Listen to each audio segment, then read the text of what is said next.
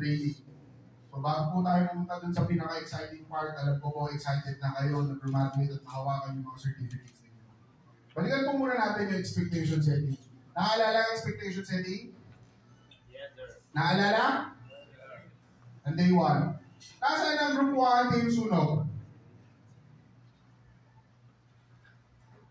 Team sunog, ito po yung katanungan ninyo, what do you expect to learn about the city dream? Ito po yung mga sagot ninyo. To identify vulnerable groups, know how to enable communities during emergencies and disasters.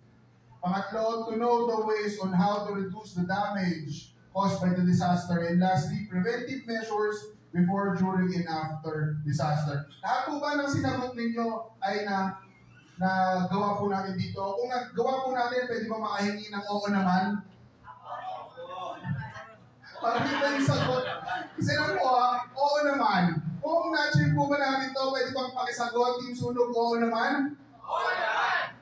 Maraming salamat. Ayan, pare-pares na. At para sa Group 2, Team Bagyo, asan sila?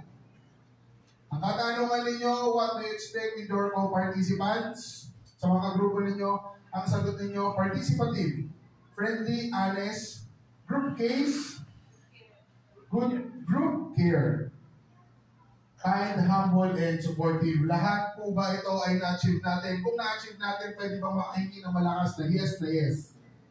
Yes, yes. Na-achieve po ba natin? Yes, yes. Thank you very much. Yung sa group care, parang meron naman lahat eh. Lalo na pagkapos ng klase. Alam niyo kung saan kayo pupunta, no? Ay, para sa group 3, Team Lindol, nasan po kayo? Ayan, Lindol. So, tanong ninyo, what do you expect with the training team? So, sa amin po, sa mga instructor ninyo, naging secretariat. So, more knowledge, may apply in real life, approachable, mabait, expert in subject matter, masayahin, guwapo, maganda, di masungit. Lahat po ba ito ay na-achieve ng training team? Pwede po bang makahingi ng aba, syempre? Aba, syempre. Ayan. At last po na Group 4, Team Pandemia. Nasaan po kayo? Team Pandemia. Ayan. Sa Team Pandemia, what can you share during this training? Ang sagot ninyo, ideas, expertise, team player, commitment, discipline, services, and concern. Tapos yung group members ninyo ay nilagay niyo po napakaganda. Lahat po ba ito ay na-achieve po natin? Kung na-achieve natin ito ng 3 araw, pwede po bang makahingi ng malakas na achieve na achieve? Achieve. Walang malakas? Hindi rin sabay-sabay. Pwede po bang makahingi ng sabay-sabay at malakas na achieve na achieve? Achieve. Salamat po. Ayan. So lahat naman po ng expectation settings ninyo para dito sa ating training ay nagawa naman po natin. Nagawa ng training team at nagawa po ng mga participants. Dahil po dyan, palakpakan niyo po yung mga galing nyo. Para naman sa testimonials ng participants, kayo po from your group, from your batch, meron po mga tatawagin na ilang tao para mag-share po ng mga experience para sa 3 araw na ito. Kung ano yung mga natutunan nila, ano yung mga napakisamahan nila sa mga kanilang grupo at with the training team at yung overall training experience. Pinapangunahan po niyan, Alain Atowili from Barangay Project 6.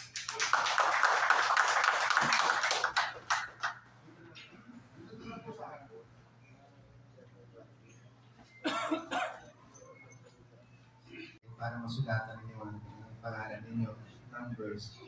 So, hindi pa yung makalimutan lang. Hindi kaibigan pa yun. Pakisulat na lang po. Hindi namin dito. Well, sa seminar po, ako po kasi isang certified fitness instructor or coach. Ako rin po ay swimming coach. So, I have many different seminars na attended na. Napaka-time ko yung seminar na to kasi ako yung one of the newly appointed sa barangay as a full administrator and hindi ko pa alam kung pwede pa. Pero timely kasi yung bang itong seminar na to, napakaganda kasi yung bang hindi ko alam bakit ulit pa sa amin si Barangay and now I know.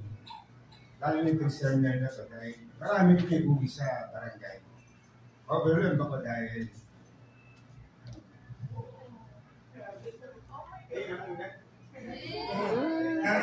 kasi parang yun nga marami parang pwedeng gawin sa barangay. Of course, yung security ng barangay, yung welfare ng barangay. At napasaya ako sa seminar to kasi ang dami ko natutunan. So, pasalamat ko lang sa lahat ng trainers. Napakagaling po ng trainers.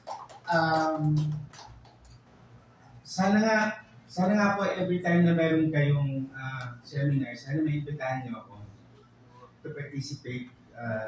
Maraming salamat po sa inyo lahat. At sana po makasama pa rin namin lahat po kayo sa mga trainees po ng QC Direct po at looking forward po kami. At ang susunod, Meli Lilio ng Barangay Bagong Sila.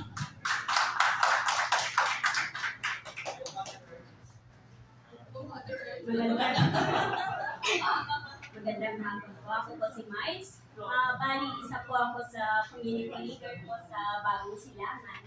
So, malaking pagpapasalamat ko po at naimbitahan po kami para sa training na po to. At sana po maisabuhay namin lahat po ng natutunan namin sa inyo.